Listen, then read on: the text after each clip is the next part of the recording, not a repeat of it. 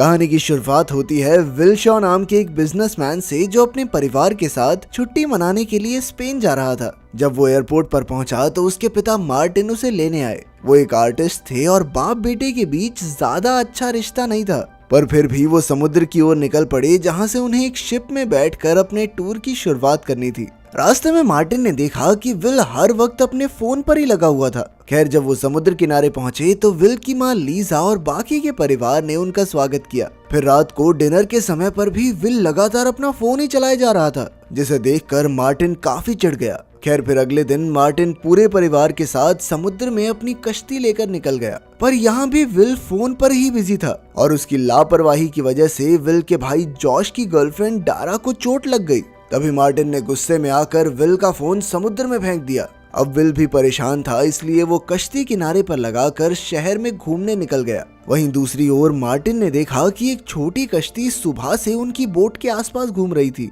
इधर विल जब घूमकर वापस समुद्र किनारे आया तो वहां उसे अपनी बोट कहीं भी दिखाई नहीं दी। उसने आसपास के मछुआरों से पूछताछ की, मगर कोई जानकारी नहीं मिली। फिर लोगों ने उसे पहाड़ी के ऊपर जाकर देखने की सलाह दी, क्योंकि वहां से पूरे समुद्र का नजारा साफ दिखता था। अब विल तुरंत पहाड़ी के ऊपर गया और वहां से उसे अपनी नाव दिखाई दी। वो फटाफट तैरकर नाव के पास पहुंचा, मगर ये क्या, वो नाव तो बिल्कुल खाली थी। ये देखकर विल का दिल डूबने लगा, क्योंकि उसे एहसास हो गया था कि यहाँ पर कोई तो दुर्घटना जरूर हुई है। अब विल बिना समय गवाए शहर के पुलिस डिपार्टमेंट में पहुंचा और पुलिस से मदद मांगने की कोशिश की, मगर वहां किसी ने उसकी पुकार नहीं सुनी। पर जैसे ही विल ने अपना पूरा नाम बताया तो फिर वहां पर हलचल हुई और सभी पुलिस वाले तुरंत काम पर लग गए। थोड़ी ही देर में विल और कुछ पुलिस वाले उस जगह पहुंचे जहां उनकी नाव खड़ी थी। अचानक विल ने देखा कि एक आदमी पहले से किनारे पर उसका इंतजार कर रहा था, और तभी विल को एहसास हुआ कि कुछ तो गड़बड़ है, इसलिए वो पुलिस से बचकर भाग निकला।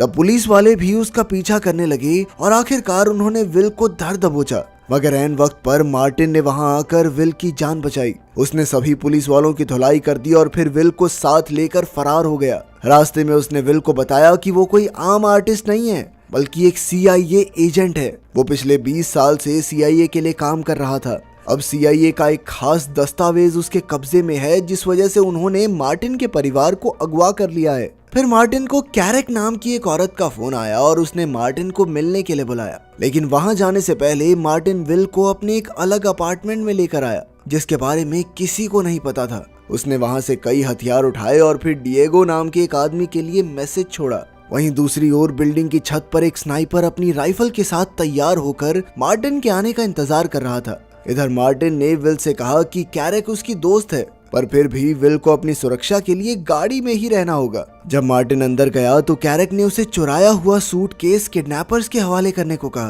ताकि वो अपने परिवार को छुड़ा सके।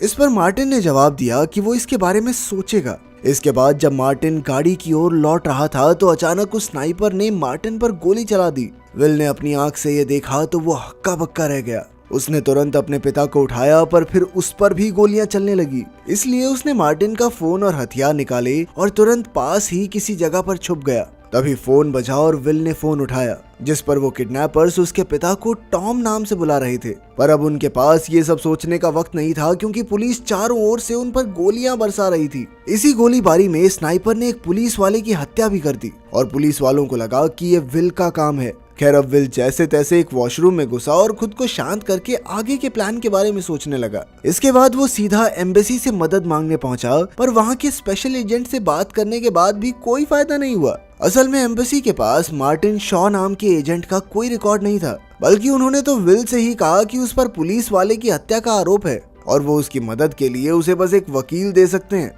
तभी विल को बताया गया कि नीचे उससे कोई मिलने आया है। नीचे जाकर विल ने देखा कि उसके पिता की दोस्त कैरेक उसका इंतजार कर रही थी। उसने विल को उसके बचपन की ऐसी ऐसी बातें बताई जो सिर्फ मार्टिन के किसी खास दोस्त को ही पता हो सकती थी। फिर कैरेक ने कहा कि उसने ही मार्टिन को जान से मरवाया है, क्योंकि मार्टिन ने उसे धोखा दिया था। जब कैरेक ने कहा कि वो विल को सब कुछ सच बता देगी तो विल चुपचाप उसकी गाड़ी में आकर बैठ गया। कैरेक ने कहा कि मार्टिन ने सूटकेस चुराकर गद्दारी की, इसीलिए हमें उसकी जान लेनी पड़ी। अब कैरेक चाहती थी कि विल वो सूटकेस ढूंढने में उनकी मदद करे। ये बात सुनकर विल ने तबीयत खराब होने का नाटक किया और फिर गाड़ी से बाहर निकलकर भाग निकला।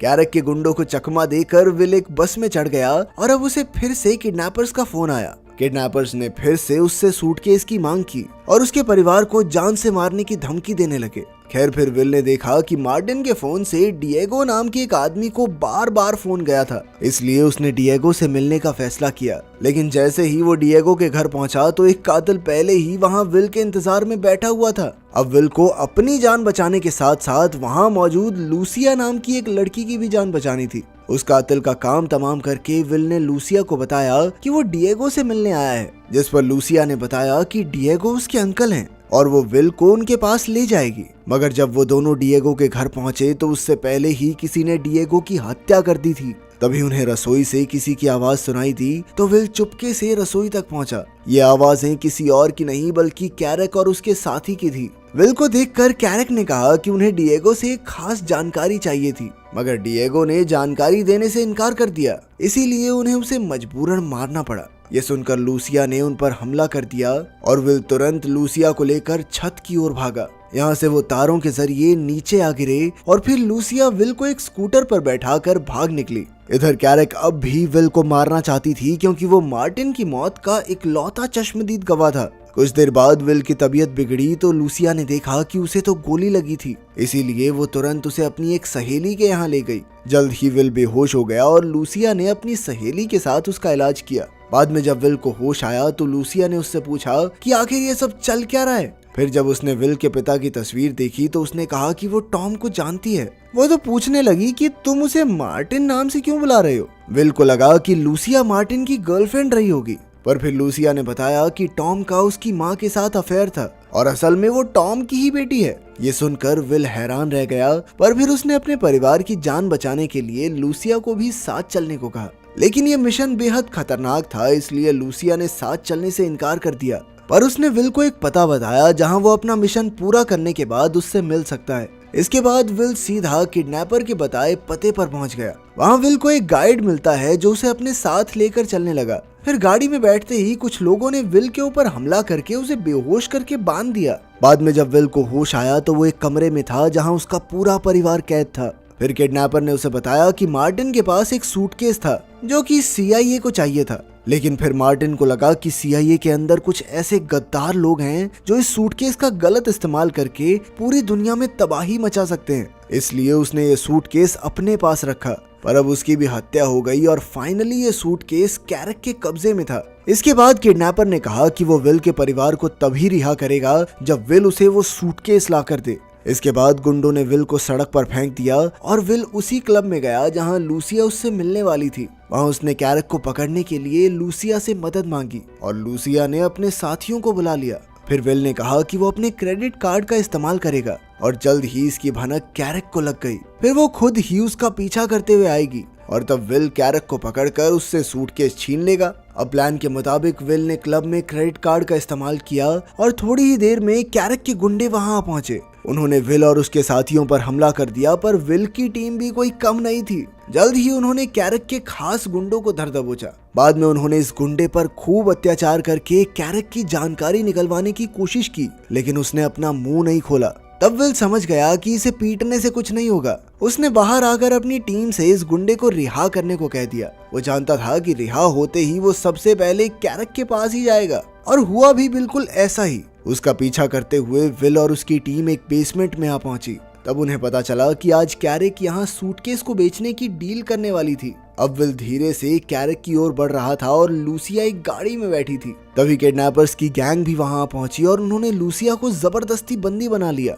वहीं किडनैपर विल से सूटकेस की मांग करने लगा। उन दोनों की बहस से कैरेक सावधान हो गई और अचानक उसने सामने वाली पार्टी पर गोलियां चला दी। अब वो खुद सूटकेस के साथ भागना चाहती थी, मगर यहाँ चारों ओर से धुआंधार गोलीबारी शुरू हो गई। इधर विल ने गुंडों का सामना करके लूसिया की जान बचाई, लेकिन फिर इसी मौके का फायदा उठाकर कैरेक सूटकेस के साथ भाग निकली। लेकिन विल भी तेजी से कैरेक का पीछा करने लगा और रास्ते में उसने कई गाड़ियों का नुकसान कर दिया। तभी एक चौराहे पर वो कैरेक की गाड़ी को टक्कर मारने ही वाला था कि अचानक कैरेक ने गाड़ी घुमा दी और विल की गाड़ी सीधा शीशे से जा टकराई। तभी कैरेक ने अफरा तफरी मचाने के लिए आम लोगों पर गोलियां चलानी शुरू कर दी। जैसे ही विल वहां से भागा तो कैरेक भी उसका पीछा करने लगी। जल्द ही उनके बीच जबरदस्त टक्कर हो गई और विल की गाड़ी सड़क पर पलट गई। विल को जख्मी हालत में देखकर कैरेक जोर जोर से हंसने लगी। उसने कहा कि अब वो सूटकेस छीनकर अपने परिवार की जान कभी नहीं बचा पाएगा। लेकिन अचानक पीछे से कैरक को किसी ने गोली मार दी